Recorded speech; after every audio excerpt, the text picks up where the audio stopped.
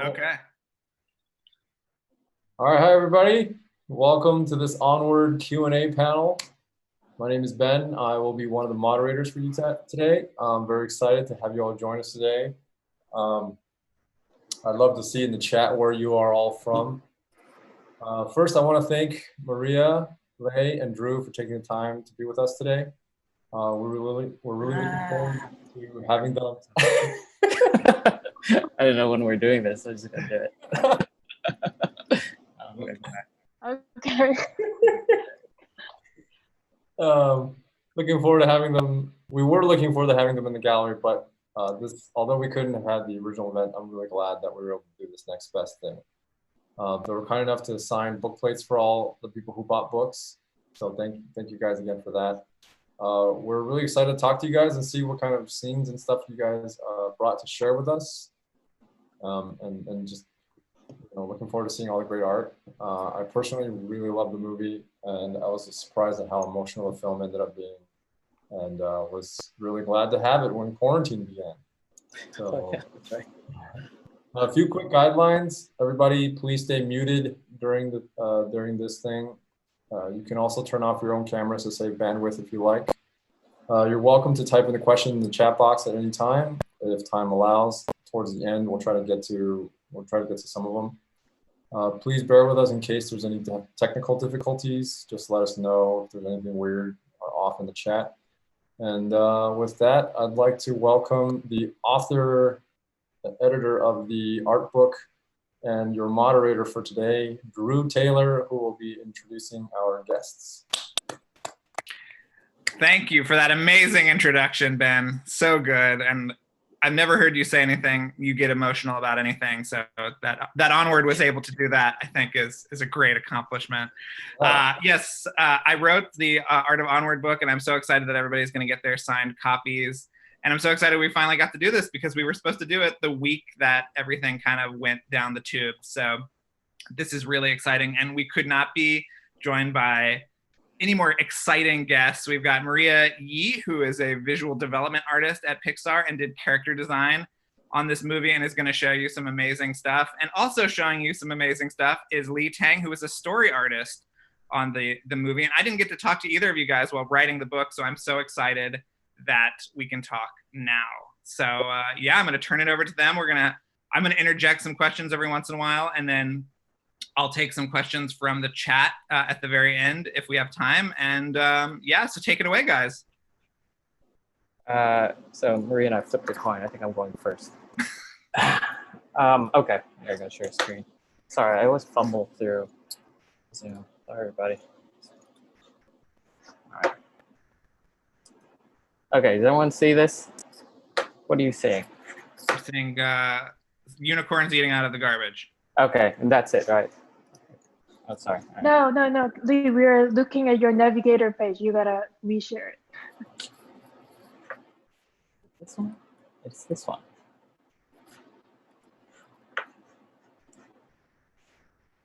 Is this right? Yes. Now you got it. Yes, they forget all that happened right before.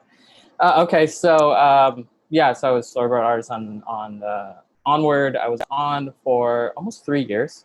So from like the first screening, it was years ago, to like, I think it was 6th or 7th.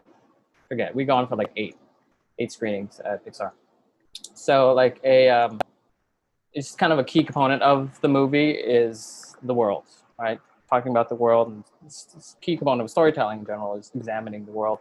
So with Onward, it was a mix. It was a mix of modern and fantasy, and which was a lot of the funnest parts of the movie is kind of dealing. So these are just kind of examinations of jokes and ideas I had while I was working on the movie.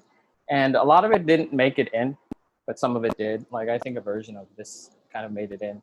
And like when I play around with this kind of stuff, I really like to get weirdly granular, like and get like details and stuff like people might not even notice. Like I have this like loot lessons thing on the page here.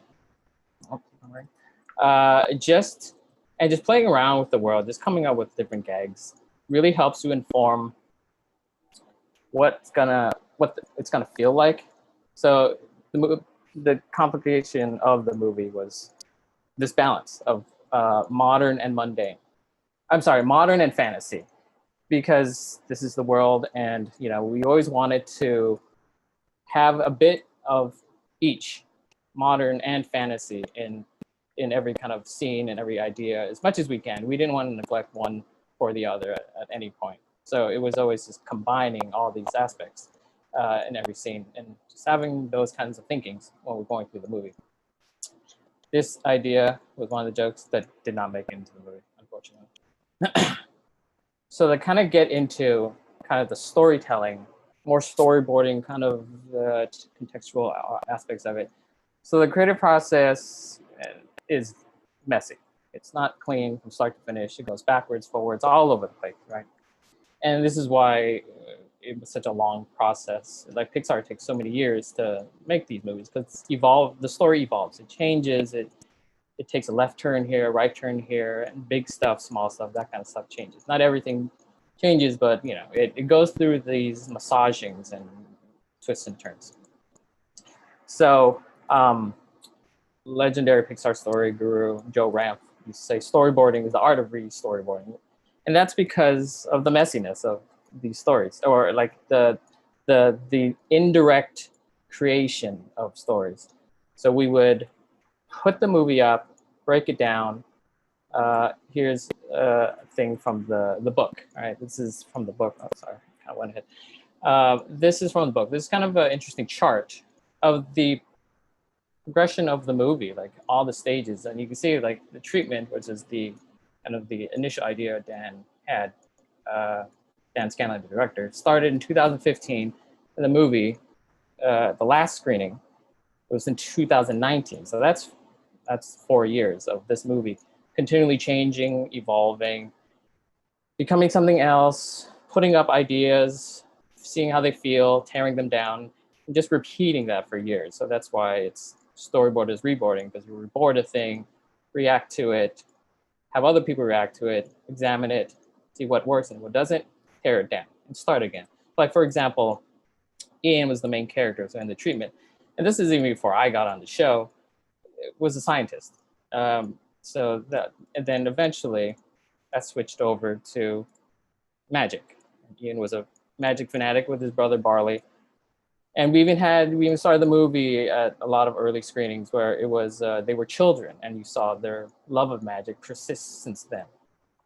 And this is the main character. Like so often in these processes, we're continually rethinking the main character, trying to figure out who the main character is, what their issues and fears and hopes and journey is, and because that dictates what a lot of the movie will be. So when changing the main character changes a ton. So for a lot of screenings, Ian, the main character, loved magic ever since he was a kid. Then by the 4th screening, that flipped. That flipped a lot, and that changed everything because all the scenes we had before that were boarded were based on a character that loved magic. When you flip something like that, the character changes, their presence, their journey, their expectations, their acting, their reactions, everything changes. So flipping that changed everything. This is just how the reboarding, evolving of movies kind of happen. So this is a scene called Conjuring Dad. I'm going to talk a little bit about it. It's a scene that was always going to happen in one way or another in the movie. It's essentially Dad coming back, right? If you've seen the movie, hope you've seen the movie. And every version of the movie, there's been this version. There's been a scene like this, but it changes. Details change, plot things change. A lot of things change over time, right? I've boarded 3 different versions of this movie, of this scene at least, I think. And just things change all the time. So I'm gonna hit some boards to you right now, and just kind of a setup to the boards. This is close to what the final version is. And when you look through I'm gonna pitch the boards. There's a lot of artists' hands in here actually. Like I've taken boards from versions that done by other artists that still apply to the scene. And you take things here, there, and other artists kind of. I was primarily story artist on this, but people touch it afterwards a little bit here and there just to tweak it. So this is close to the version that I made into the movie. So okay, Ian sits down. Oh, see, Ian sits down in this chair. There's a little puff. as he looks up at pictures of his father, who he misses and he never knew. He looks down at the spell that was supposed to bring him back, but it didn't work. He starts reading it. Only once is all we get. Grant me this rebirth. And he sees this gem and the staff that failed earlier start to light up. He's surprised by it. He doesn't know what to think as it lights. He keeps reading the spell. As he keeps reading the spell, it starts to shake and magic starts to lift everything up in the room. The gem and the staff shake even more and it starts to fall and he grasps onto it. Magic surges through it. He finishes the spell as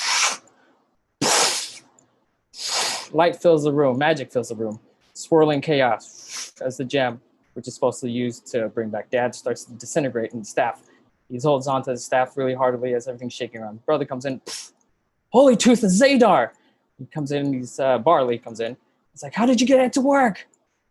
I don't know what happened. As the magic's getting more intense, the dog, Zero, comes in, freaks out, runs right out. The magic intensifies as a beam hits, forms on the floor. Everything's getting more intense. And then as I see feet forming, feet! I get really excited as Dad's feet and now legs start forming. Then all of a sudden, the magic becomes a lot more chaotic and hard to control. It's shaking, too hard for Ian to hold. Dad's kind of like stuttering as you see a picture of father gonna fly off. The magic's getting so intense, it pushes Ian back. Barley sees and runs to help him. I can help! Ian freaks out. Barley, no! And pulls his staff away. Gem. The magic kind of just explodes.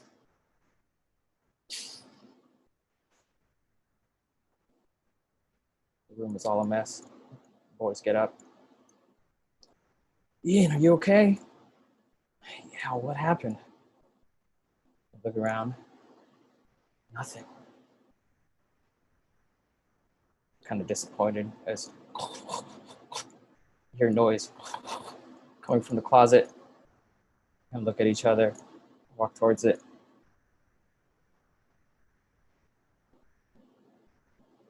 Legs are appearing. Dad? Figure gets up and just legs, gah! And they freak out. So the scene keeps going on, but I'm just gonna stop there. And then this is, I just want to talk about this other scene. This is Dragon High, which is a scene that comes near the end of the movie. It's kind of the big epic battle of the movie. So again, just like every other scene in this movie, this was the process. Not linear, very kind of back and forth and really messy and chaotic. And just to show you an example of it, this is an earlier version of the movie, of the scene. And this isn't fully boarded. This is an earlier version of what the scene was going to be. And this is what we call B-boards, which is essentially like a children's book kind of version of the scene. And when you're doing screenings, you have like a regular screening every like few months. And you don't always have time to fully elaborate on everything, especially when you have big changes, right? You kind of want to choose moments, your most important emotional moments to put priority on, to board out. So that means we don't always get to board every scene. And this screening and kind of the ending, we hadn't fully boarded in like a long time, actually. So this is beat boards, but even though it doesn't get fully boarded, we wanted a representation of that scene of some sort in the screening, just for people to get the idea of what exists there. It'll be elaborated later. So in this version, these are beat boards. There's a lot of similar energy to the final, but there's difference in like details and things like that. So in the final version, there will be a monster that kind of erupts, that forms itself out of debris. But in the earlier versions, it wasn't as specific. So we had this like rock beast kind of monster thing represented. So these some drawings I did. There's beatboards sitting there, and a lot of the same elements and ideas were there. Like it formed out of magic to protect the gem. I'm spoiling a bunch of stuff if you haven't seen it already, and it would be able to reform itself every time we get blasted. And these are this just part of the process of over the process of making the movie. Just all these things that help inform ideas, but not necessarily, but in different ways. Like we have different techniques on how to do that stuff. So beatboards is kind of one of those ways. So these and using beatboards also, like you can get a general sense of what ideas are going to be in the scene without having to, be as elaborate. So it gives the audience like an idea of what's going to happen. Like this, the mandatory, these aspects played into it at certain points, but the details changed slightly. That was an early version. So once we got into, we started honing in more on the movie. We started to see that the high school for Ian is where a lot of his problems, angst, was the home for a lot of his issues that he was illustrating. So we started, instead of earlier versions where before it was just a rock beast that was kind of created from debris, the idea came up that the high school itself would become the monster that Ian, like it kind of was a metaphor for all of his issues. And once that hit, those details changed. Even though some of the ideas stayed, a lot of them had to evolve. So this was kind of a rough design I had started to do when I was boarding. So when I board a scene, I'll need to understand what the characters look like, the set looks like, and things like that. And art hasn't always done stuff for it. So for this particular character, I had to come up with something and talk to the director back and forth and see if this is what he had in mind and that kind of thing. So even like this is, I remember, was the initial thing I had done, and it became more like this. It became more like it's like the dragon's mural on the face was always an idea, but he wanted a much more comical expression. So this is how eventually evolved into, and it's just something I use for reference when I'm boarding. The final version looked like much better once like real artists actually got into it. So this is just coming up with just a rough design, just so I know what to draw in the scene when I'm boarding it, because the designers and the art department didn't get to it yet. But this was done by one of the people in the art department, and this is for me to understand the set. When I'm boarding, it's good to understand the set because you'll know how to use the space. Like I like to know how to use the space, what's around, and what to draw in the backgrounds actually, even when I get to boarding. So I will cull work that's been done already, kind of help me inform what I can put in the scene. So this is roughly the same. Again, it's a lot of different people's hands in it, even though I was primarily the story artist on it. But a lot of people's hands eventually touch these things every once. So this is the scene here. So this setup, Barley finds a gem. This is kind of what they've been looking for this whole time. You see it shimmer. He's excited. And Ian, with Dad, kind of runs into the scene, like looking for Barley. He's like, Barley, Ian, look! He found what they were looking for this whole time. Ian notices behind Barley, this red smoke comes out because it's cursed gem. Barley, behind you!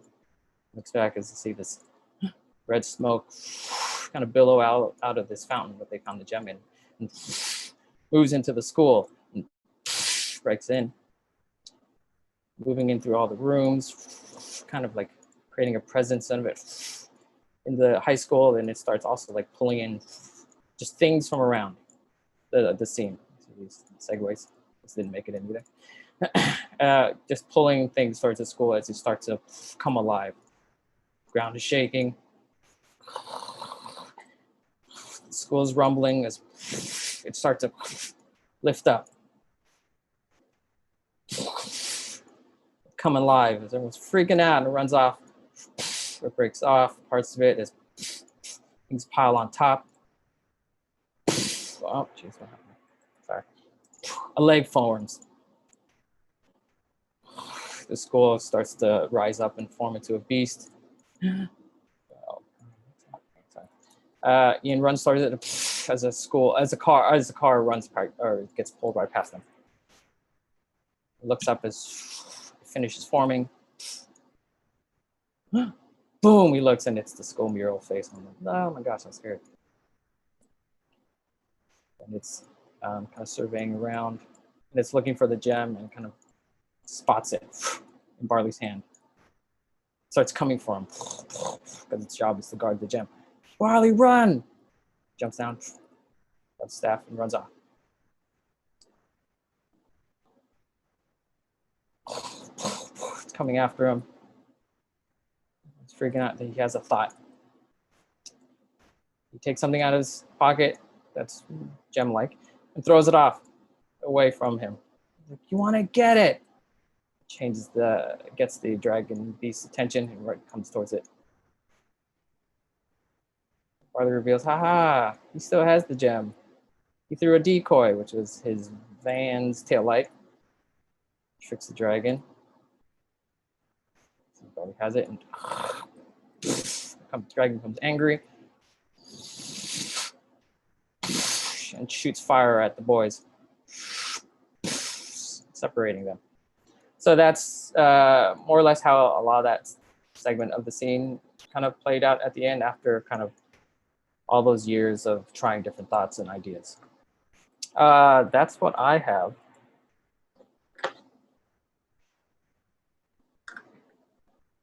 Maria. Do we take over, or do we take some question and do it? I don't know. Oh yeah, how do you want to do this? I mean, I think we were gonna save the questions for the end, but just a question for Lee before we go into Maria. Like, how long did it take to get to that final thing? I mean, you can see in the book how many different versions. There was a phoenix that was kind of wanted magic to be over and all this other stuff. I mean, how long from start to finish did it take to get to that finale? To get to the boarded version, or kind of the the boarded version, sure. Gosh, I don't know. I mean, that's such a hard thing. The vague answer is years. Because you're right, in the book, they mentioned the Phoenix. The Phoenix was a version that existed for years also. And in the discussion about the movie, the arrival at a monster beast thing in their hometown, which was different from the Phoenix, was an effort to, there was also a plot thing that drove to that. It was also in an effort to balance more of the mundane, modern, and fantasy-ness of the movie. So the Phoenix was more of a fantasy version than the Dragon Beast high school version. So this was arrived at after years of working on the Phoenix because of a note, right? Or just a thought. And like just with the Ian switching was a note. Like he was a kid that loved magic. A note or suggestion, thought was put out, like maybe he shouldn't like magic at first and eventually learn to love it. Like that note, that thing switched to everything, right?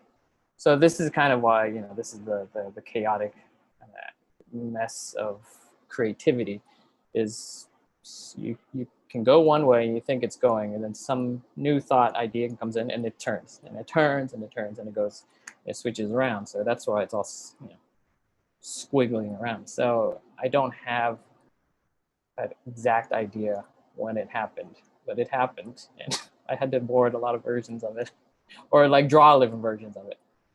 Do you miss that little conniving Phoenix creature? I miss drawing the Phoenix, actually. I drew the Phoenix in a lot of beat boards and some boards too, because Phoenix, she had been in a couple of scenes, but the final battle scene, I feel like some of it was boarded actually by someone else, but and some of it was beat boards, I think. But yeah, I do miss aspects of that Phoenix actually. Drawing her was super fun. Awesome. Well, Maria, you want to take over and show us your amazing stuff as well? Yeah. I will show some. Let me see. Okay. I wanna. Okay, 1 second. I'm gonna play this first. And, two. Okay. Let me. All right. So you guys seeing the character design page, the full screen one? Right? Let's see here. What are you guys A seeing? black screen when it says character design. Okay, then I'm good to go. Okay. Sorry guys. Okay, let me see. Okay, so yeah, I will start with my first assignment. My first assignment was designing sprites, and you will see how many variations we are going through till the final design as I flipping the images. But at first, we are going in the direction where they were super skinny and spiky looking creatures. And let me see. And like everyone was loving the direction, so we were moving forward to even design the back of their biker jacket and like glittery hairs and such. And then then it was moving forward all the way to layout, and they learned that they're so tiny in the screen, so it wouldn't work for the story point.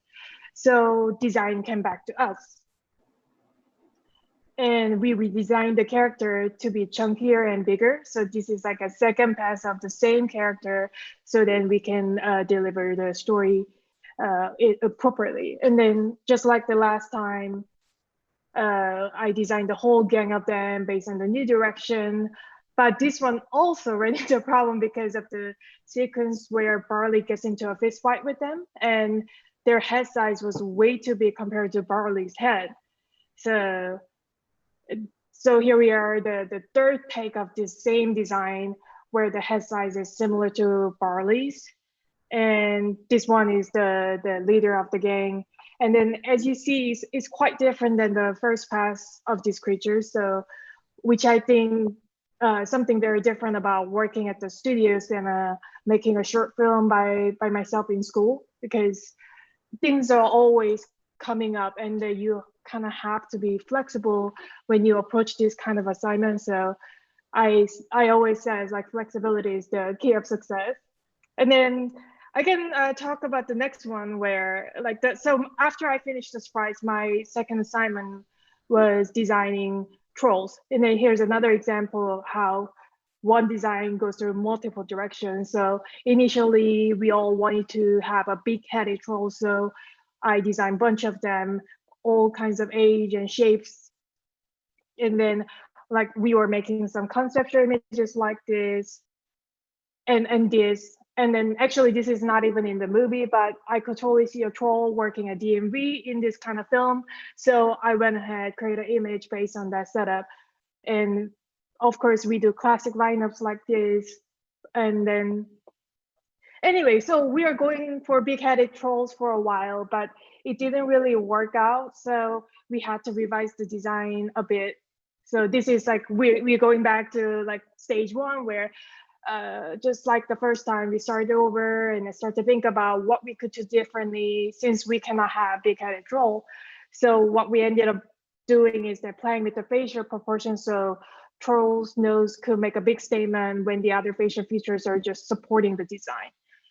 And this design is actually close to the final look of the trolls in the movie. And then as you see, since we are already deep in the production by this time, so I would design a lineup based on some 3D models that we are already working on instead of just doing like a drawings like you guys see earlier. So I just added this image to show that different state of the design work based on the stage, different stage of the production.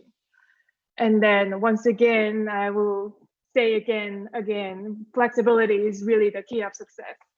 And then after I finish up Troll, I got to design Baby Ian and Barley, and the director actually gave me the photo of himself and his brother as a reference. And then so I thought, oh, maybe it would be actually fun to make a photo album of Baby Ian and Barley instead of doing like just the sketches and drawings. So I went ahead and made a little photo album and based on like their memories. And then like I mentioned earlier, I think I find a way to show the image a little differently, even though that's not in the movies, or if even though it's not necessary.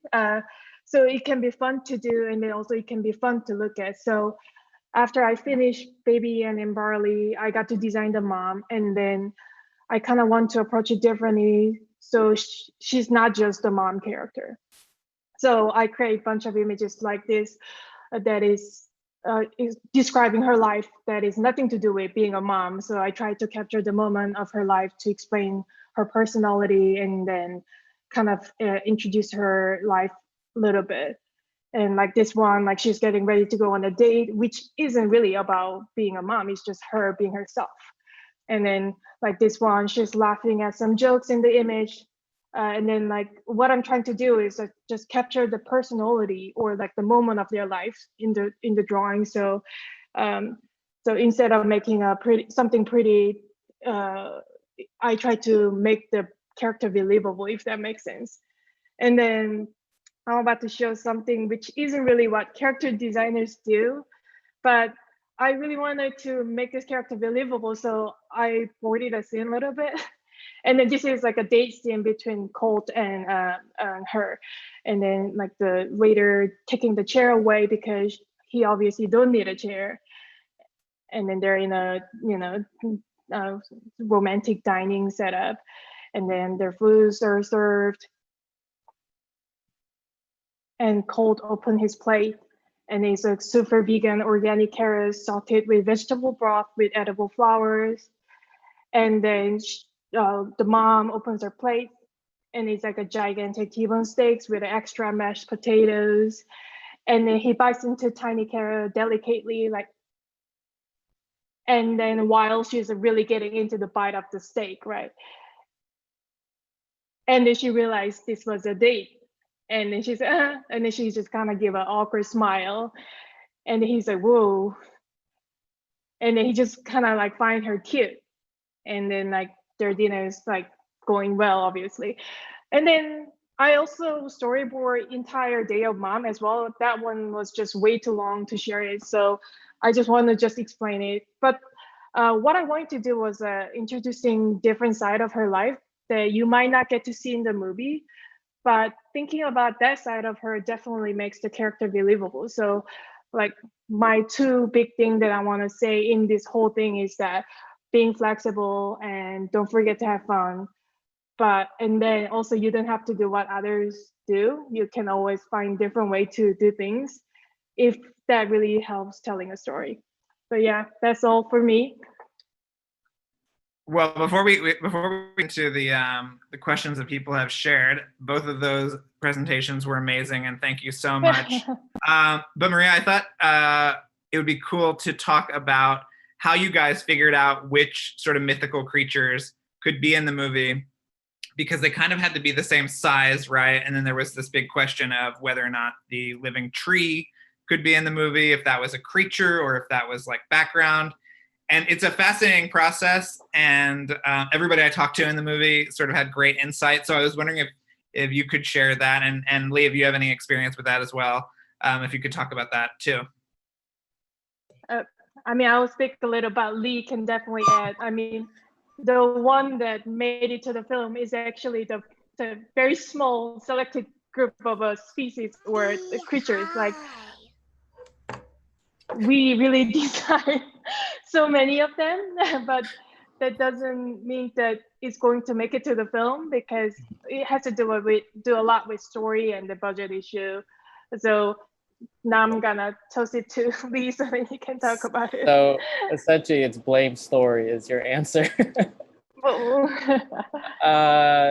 Yeah, we try to get the talking trees in for like a long time, and it was for reasons like Maria said, like budget and kind of like how finding a good place for them in the story were the reasons that they ultimately didn't make it. You know, if they were significantly important, they probably would have made it in at some point, but there weren't a lot of versions of the story where they're like, these have to be in here. So if it's not essential, then it's not as then it's not going to be as big a priority. And there was some flexibility there too, if they were all kind of the same size, right? I remember the Tracy Ullman character was like a mermaid at one point. Mm-hmm. I think that was the version maybe that I saw, was that she had a little tank behind the yeah, she was in a water tank, Yeah. aquarium thing, and she would, I don't know, what was it, like a hockey stick or something? She would use that to skirt around. But then I guess I would think that was a budgetary resource thing, is why it became troll, goblin, or which kind of character? Whatever she was. That? Yeah. Maria, what character was she? And you guys got some help on that front from the Zootopia team too, right? They kind of helped you in terms of getting this kind of world together with all these disparate species. I don't know. I think Kelsey told me that. Right. Oh, okay. Yeah, okay. That discussion was obviously above my pay grade. I have no idea, but you've taught me something about the movie. There you go. So somebody asked, was there ever a version where Ian actually met his father? I think I know the answer to this, but I will let you guys answer. No, there wasn't. And when I was talking about how the movies evolve and change, there's some things that don't change. And Ian never meeting his father was always the target. That was always a tentpole, and which is great, because some movies can take years to kind of figure out their ending. And there was a lot of stuff that still needed to get figured out. But Ian letting Barley meet Dad was there since screening 1. And even the drawings, I think some of the drawings that were done of that meeting just kept living. Because like as you redo movies again, like drawing, scenes, panels, they all like thrown out to be replaced by new ones. But some of those first early drawings, I think by Bill Pressing, they were there from screening 1 all the way to screening 8, because it was always who a target. likes my fluting? And I heard that was sort of a North Star for the production, because you guys had that ending that people said, okay, we'll figure out the story, and that helped a lot in sort of getting the movie going, and also keeping the movie on track, because you always had that as a North Star, right? Yeah, I mean, that's really helpful in storytelling, is knowing where you're going to go. Knowing where you're going to go, because you start shaping things towards that ending. And you start shaping the characters, transformation towards that ending. So again, I said earlier, like a lot of movies they don't know what their ending is. They're looking for it all the time. So that makes setting out the tent poles towards it complicated. But we always knew what that was. So we always had to figure out versions of things with the general sense that got us there.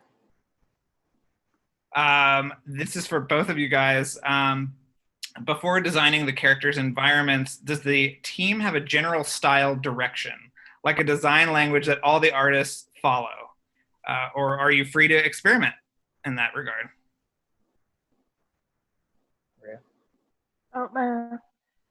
I guess I cannot say everything for sure, because the time I was on this show is like, how would I say? So we had an art director, and then we got to the point where it's like all the way to like we started modeling the main character, and then that's the time I got on it.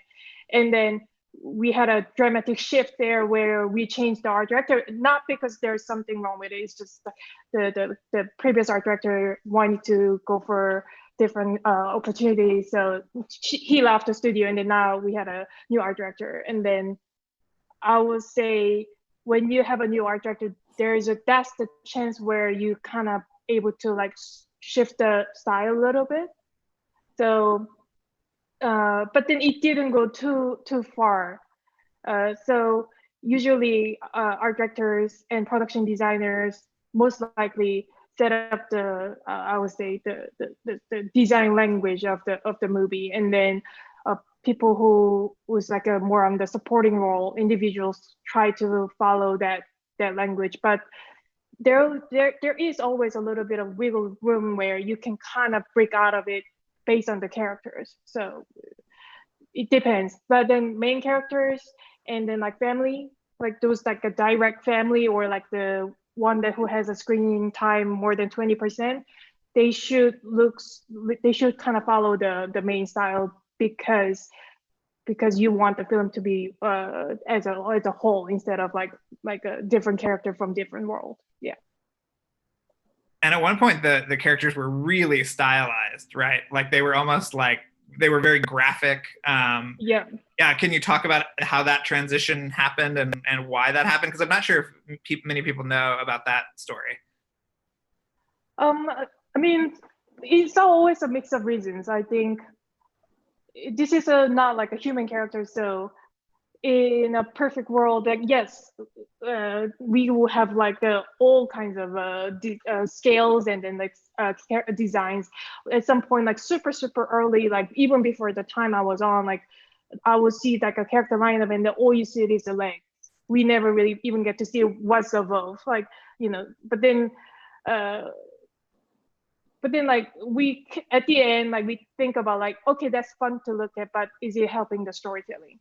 Like how much of it is like, can we could actually build it and then make it fun to look at for like a 2 second in the background, but or we can do that to actually help what actually matters, you know. So a lot of decision is made based on that kind of a understanding. So at the end we just kind of like figure out what is the most efficient way to help and support the story. So yeah, we do have to kill a lot of fun ideas because at the end is a storytelling, not necessarily show how many cool designs we got. And yeah. Right. So this is a question that is, was it always the intention for the entire world being a copy of a Dungeons and Dragons style manual? It's unique that they use that as a nature manual instead of a game book. And I think that, I mean, Lee can talk about this, but the idea was that it was based on historical fact, like a lot of these sort of role-playing games are based on, right? And Lee, were you part of the spell check, the spell organization that came up with the different spells? No. In the spectrum of people that loved fantasy on the story team, I was a little on the less experienced spectrum side of it. So, and there was a handful that was like really into fantasy and Dungeons and Dragons. I've dipped my toe, but these people like dove in the pool several times.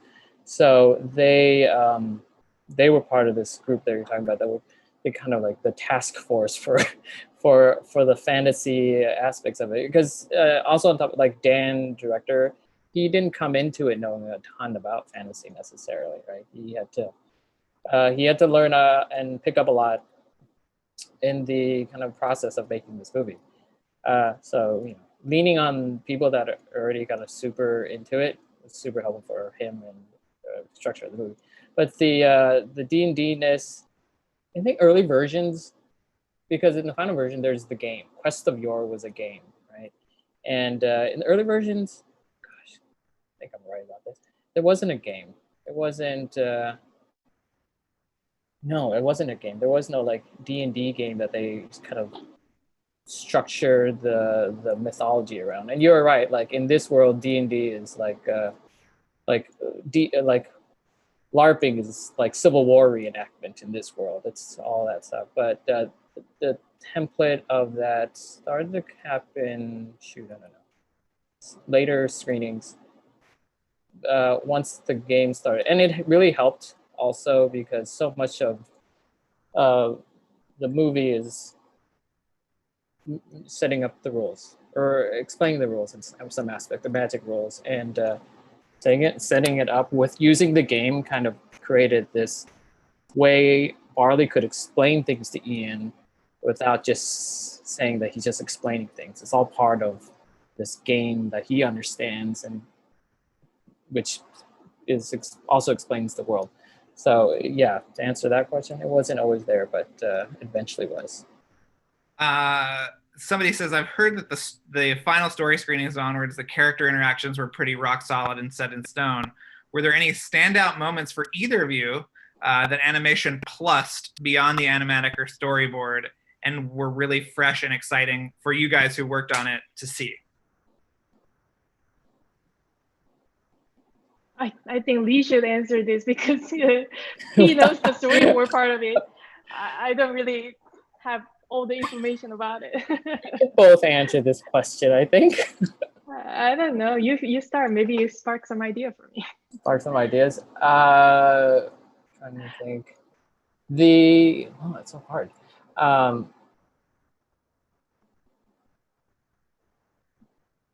The van, actually. There's a lot of cool stuff in the van. I know there's a lot of cool stuff, so I'm just trying to like focus in on one answer. The van is given a lot of personality in animation in the how it. I know it's just the van, but you think, but we wanted it to have personality. We wanted it to feel like a steed, even though it was a van, right? We wanted ultimately to fall in love with it, so when we lose it, it meant something. So, but a lot of the personality was working in the van, like how it moved and how like junky it was, and a lot of those ideas were set in the boards, but the details and the granular textures of that stuff really kind of really brought it to a different level of life.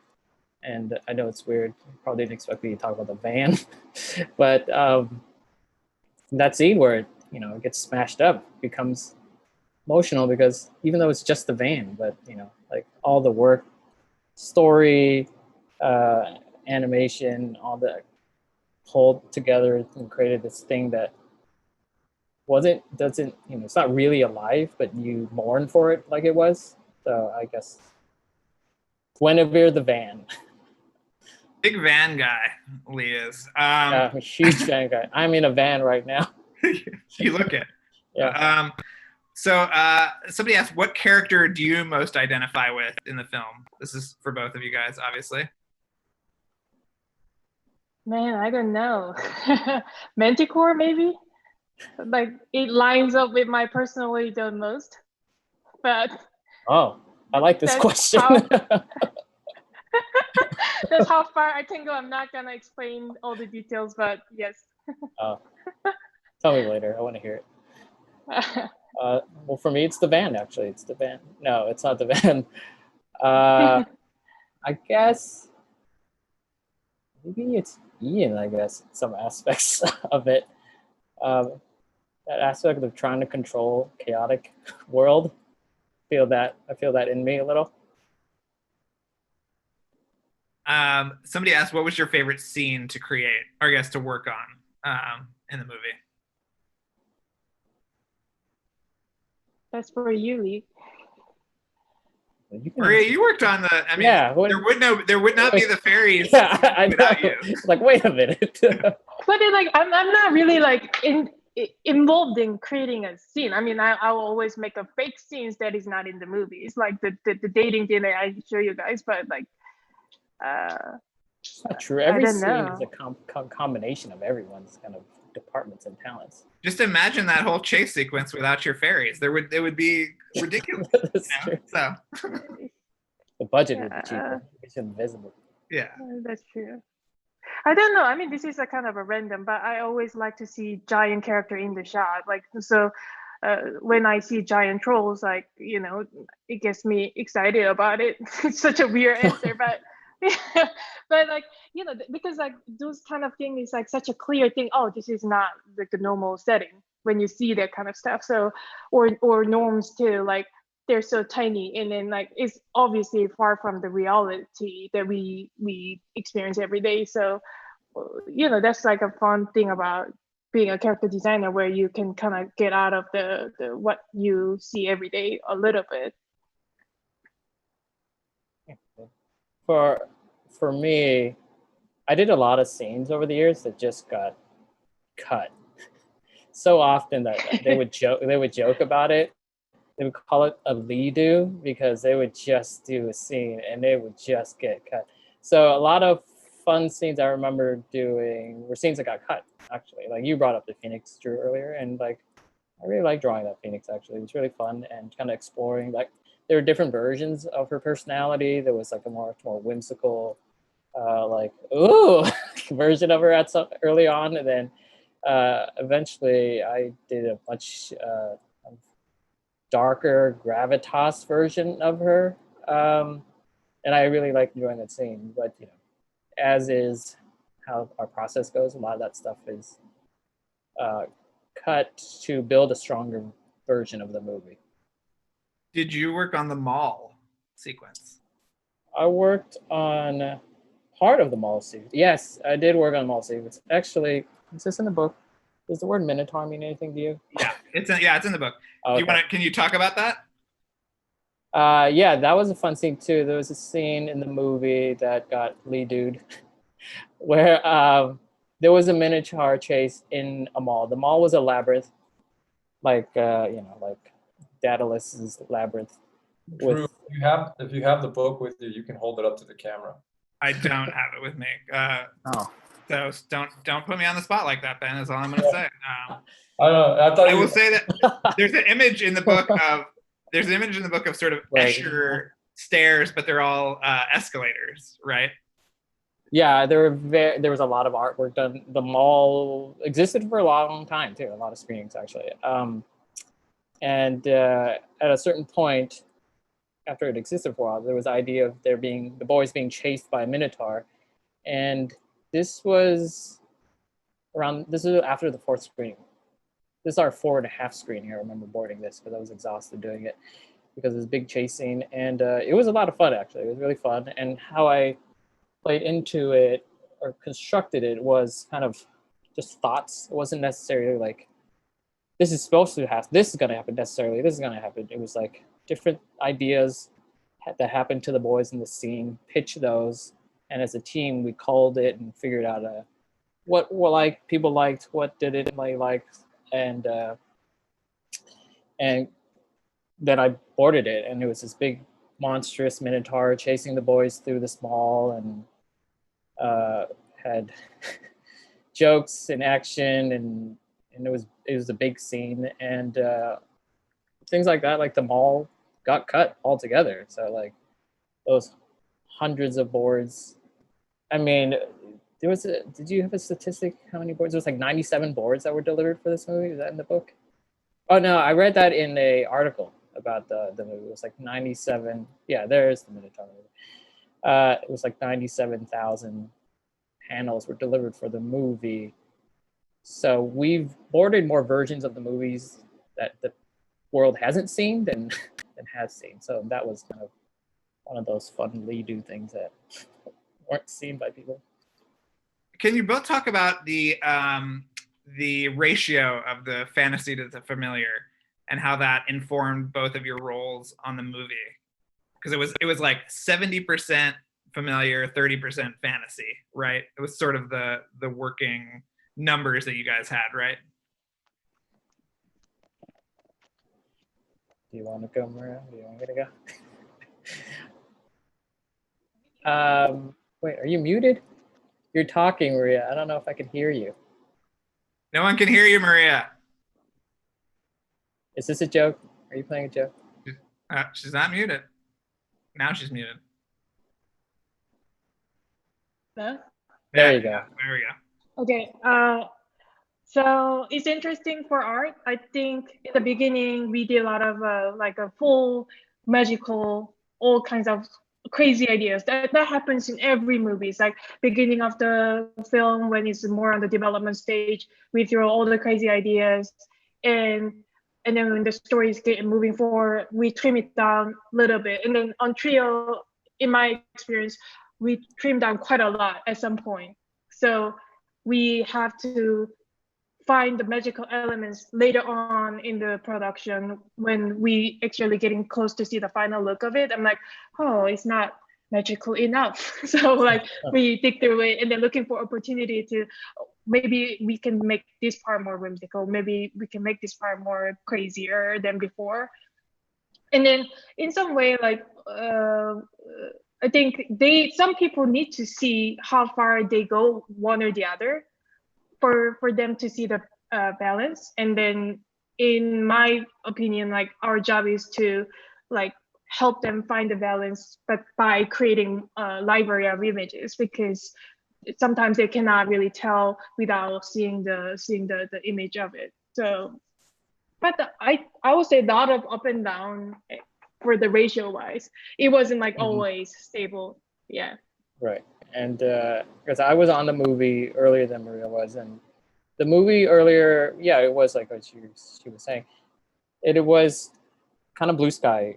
Things get a little more blue sky earlier on, meaning that it's kind of open. And they had earlier versions where it was like the balance was different. It was like lean much more into fantasy at some points, and I don't know the specific ratio at all, but it was always, like with these things, it's how does it feel? It's a lot of it's based on like feeling, like, and a lot of that's dictated by the director, like, and how what he, we all have our tastes and things, and his informs what the movie is, and like how balanced he wanted it was. That evolves over time. So I don't know the exact number that you threw out, Drew, is 70-30. This is what people tell me. You know what I mean? Hey, it could be true.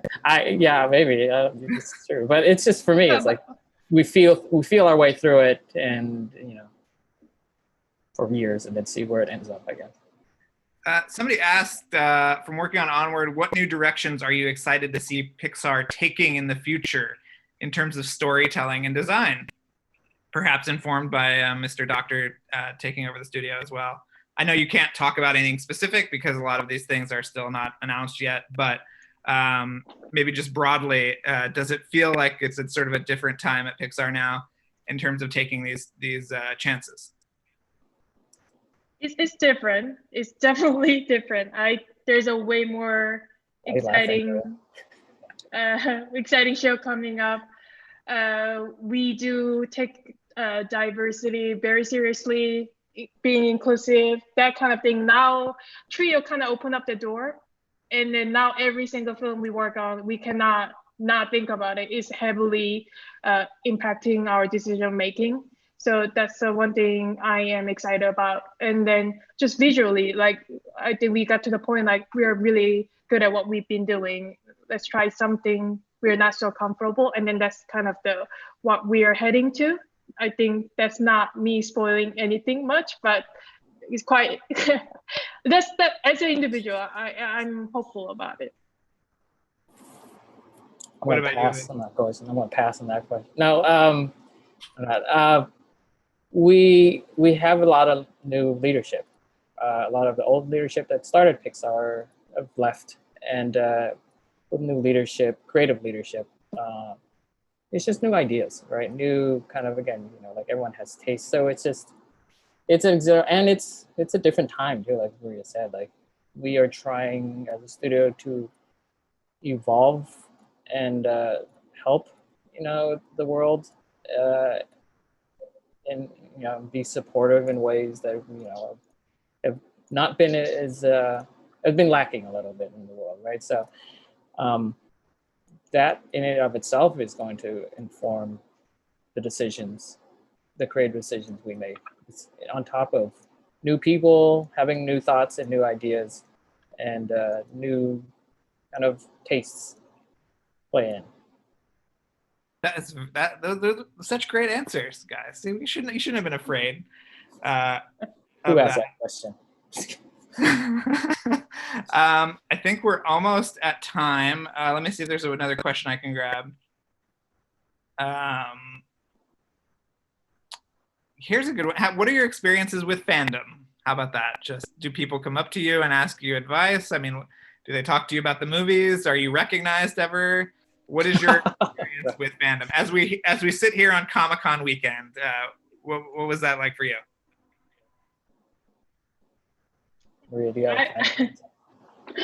I mean, I'm more on the art side, so like I will share my work on social media and all that stuff. So like, there's a lot of excitement, which I am starting to getting used to it, because this is like kind of a first movie I did at Pixar. So I didn't know till like now where, oh, there's a really like a serious fans coming in, and then like it is very exciting. And then I don't know how I sometimes like they're like super hardcore, and then I'm like, oh, okay. But I'm kind of like look at it as they're just very excited. So, and then I'm glad that I can just like do something that makes people that excited. I think I'm still getting used to it. I'm still understanding. Oh wow, like Yeah, to answer the question about are we ever recognized? No, we're not never recognized because we're behind the scenes people that that kind of thing. I mean, these things take hundreds of people. Like that's why the credit lists are so long, right? But like fandom of the movie, I guess Pixar Onward was also my first Pixar movie. But you don't really. I couldn't really understand the capacity of like how big an audience Pixar fans is and fantasy fans. So you kind of smash those two together. That's a huge group of people. Huge group of people. So you get every once in a while, like I still get hit up on Instagram and send pictures, and sometimes I'll go looking for people's like versions of stuff of the movie, and some's not family friendly, but whatever. But it's like people care about it, right? And like they're when people are passionate about something and excited about something, like that's all good. Like I'm not gonna poo-poo on any of that stuff. Yes, two very vocal, very passionate fan bases coming together. Yeah. Before we go, I don't think Lee, we cannot talk about what you are working on because it is very far in the future, but you're still at Pixar. You're still doing amazing things. Maria, can you talk about what you're working on or no? We're on the same show. Oh, you're on the same show. Okay. So we'll have this chat in about 4 years, and we'll come back and do it on the next one. But thank you guys both so much, and thank you for all of your questions. And obviously we're signing the books now, and we'll get those out to everybody that pre-ordered them. And you can watch Onward on digital HD, Blu-ray, 4K, and also Disney Plus. So if you have not seen Onward, or if you want to see Onward again, please go do that now. And Ben, thank you so much for having us. And thanks everybody for watching. And enjoy the rest of your Saturday. Bye. Thank you, everybody. Bye. Now the awkward seeing everyone leave portion of a Zoom meeting. Thanks, Drew.